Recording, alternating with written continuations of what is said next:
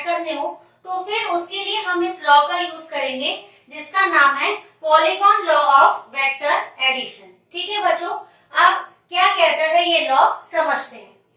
If a number of vectors are represented in magnitude and direction by the sides of an incomplete polygon, ठीक है बच्चों, polygon के पास कितनी भी side हो सकती है, ठीक है। हमको क्या करना है, हमारे पास जो भी वेक्टर्स है जिन्हें हमें ऐड करना है उनको हमको ऑर्डर में अरेंज करना है, ठीक है।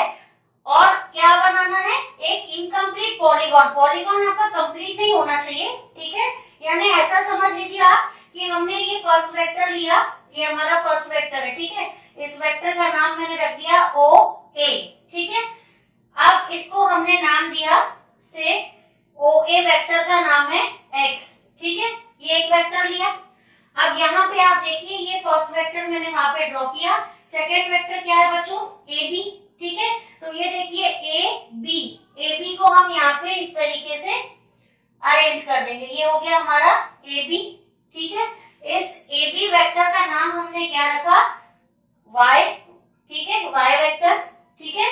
तो ये हो गया हमारा सेकेंड वेक्टर जो हमने इसके साथ, फर्स्ट वेक्टर था एक्स, सेकेंड वेक्टर था वाई, हमने बच्चों ऑर्डर में लगाया। ऑर्डर में लगाने का मतलब है, देखिए पहले वेक्टर का हेड दूसरे वेक्टर के टेल से कोइंसाइड हो रहा है। ऑर्डर में इस तरीके से ही हम वेक्टर्स को अरेंज करते हैं बच्चों। क्या करते हैं, एक वेक्टर के हेड को दूसरे वेक्टर के टेल से मिला देते हैं। अगर इस तरीके का अरेंजमेंट हो तो हम कहते हैं कि ये दोनों वेक्टर्स जो हैं वो हमने ऑर्डर में अरेंज किए, ठीक है। तो ये तो दो वेक्टर हो गए बच्चों, ठीक है।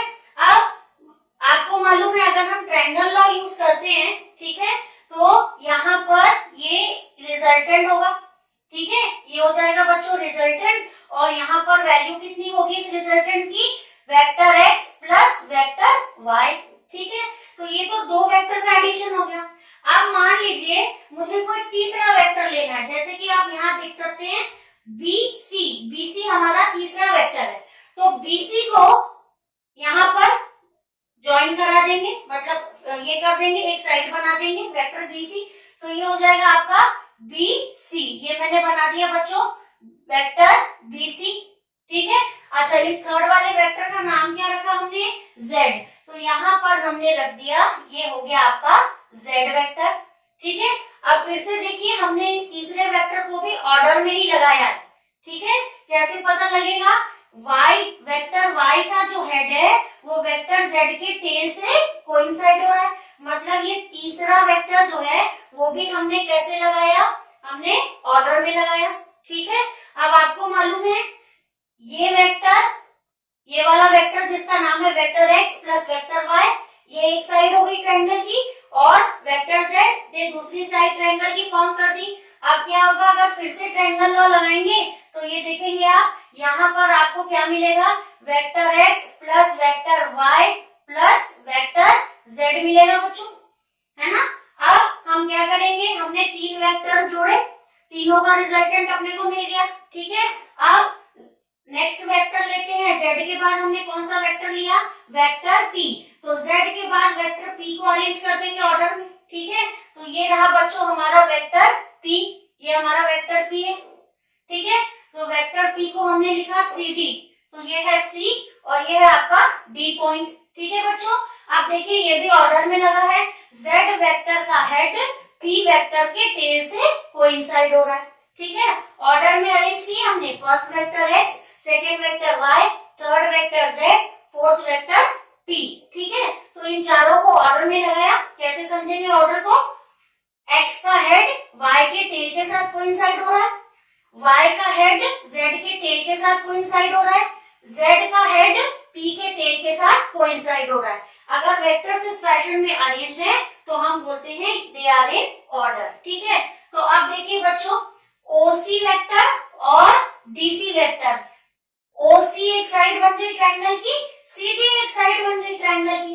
तो ट्रायंगल लॉ फिर से लगाते हैं, तो ये हमने अप्लाई किया। यहाँ पे हमको क्या मिलेगा, हमको मिलेगा vector x plus vector y plus vector z plus vector p, क्योंकि OC वेक्टर का नाम क्या है, vector x plus vector y plus vector z, ठीक है।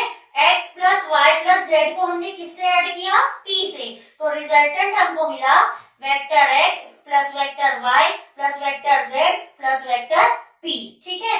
तो अभी कितने वेक्टर जोड़ लिए हमने, 1 2 3 4, ठीक है। अब और वेक्टर ले लेते हैं, फिफ्थ वेक्टर, जैसा कि आप हमारे डायग्राम में देख सकते हो, DE क्या है, वेक्टर q, सो ये हो गया आपका D, ठीक है, और यहाँ पे मैंने बना दिया E, ठीक है।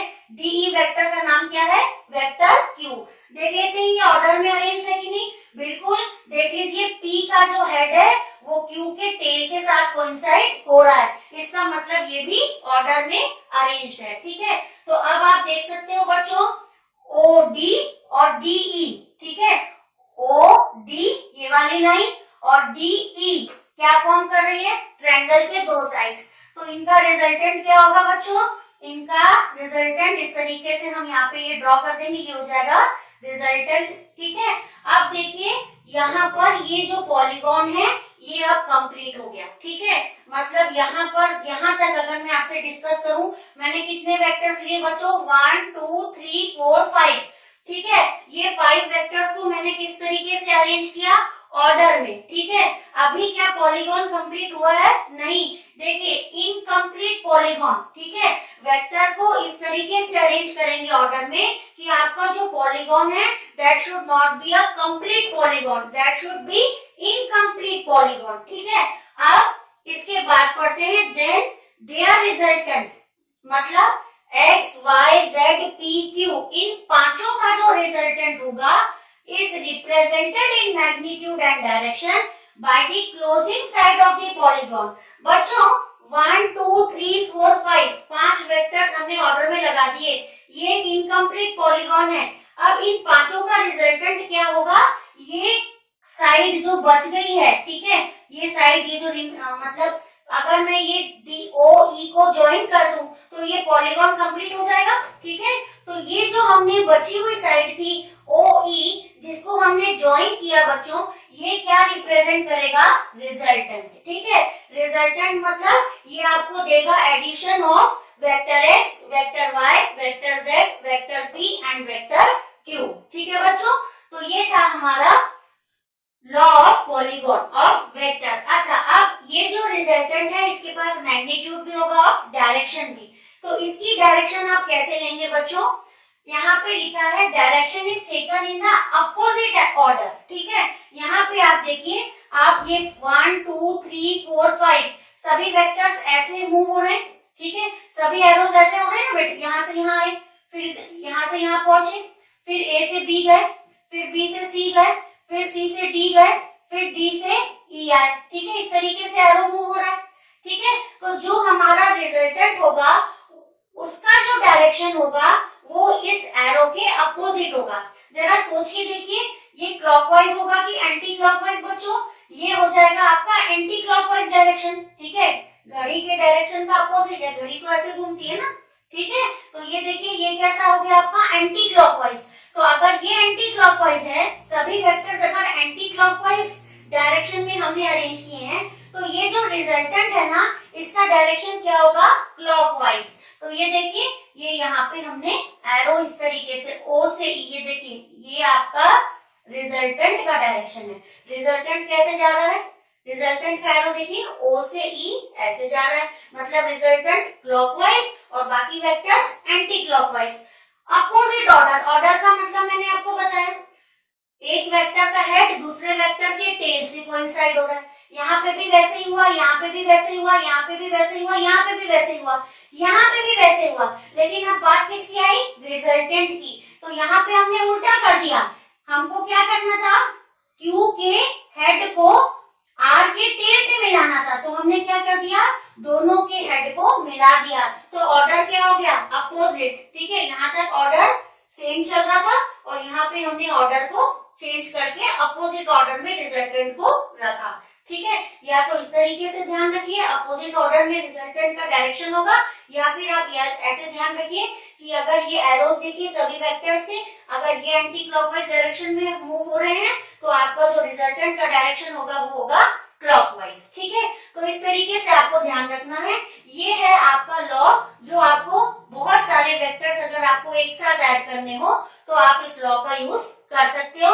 यहाँ पे मैंने कुछ 5 वेक्टर्स लिए हैं, आप कितने भी ले सकते हो, ठीक है। जैसा भी वेक्टर है उनको उनकी डायरेक्शन और मैग्नीट्यूड बिल्कुल उतना ही रखेंगे, ठीक है। उनको ऑर्डर में अरेंज करेंगे। इस डायग्राम में देखिए, सबसे पहले वेक्टर एक्स और वेक्टर वाई को ऐड किया, तो ये जो डॉटेड लाइन है ये आपको देगी vector X plus vector Y का रिजल्टेंट, ठीक है। रिजल्टेंट मिला, एक्स और वाई ऐड करेंगे तो आपको मिलेगा ओबी। ओबी क्या होगा, vector X plus vector Y, है ना। अब ये इसके बाद हमने क्या किया, तीसरा वेक्टर जोड़ा ऑर्डर में जो कि वेक्टर जेड है, ठीक है। अब क्या करेंगे, अब आप ये डॉटेड लाइन देखिए, ओबी, ठीक है, और बीसी। ओबी और बीसी में ट्रायंगल लॉ लगाएंगे तो आपको मिलेगा ओसी, ठीक है। ओसी क्या होगा, vector X plus vector Y plus vector Z, ठीक है। ये वाला वेक्टर का वैल्यू कितना था, vector X plus vector Y, इसमें जोड़ दिया वेक्टर जेड, तो टोटल कितना हो जाएगा, vector X plus vector Y plus vector Z. अब क्या किया बच्चों, X plus Y plus Z में जोड़ दिया वेक्टर पी, ठीक है।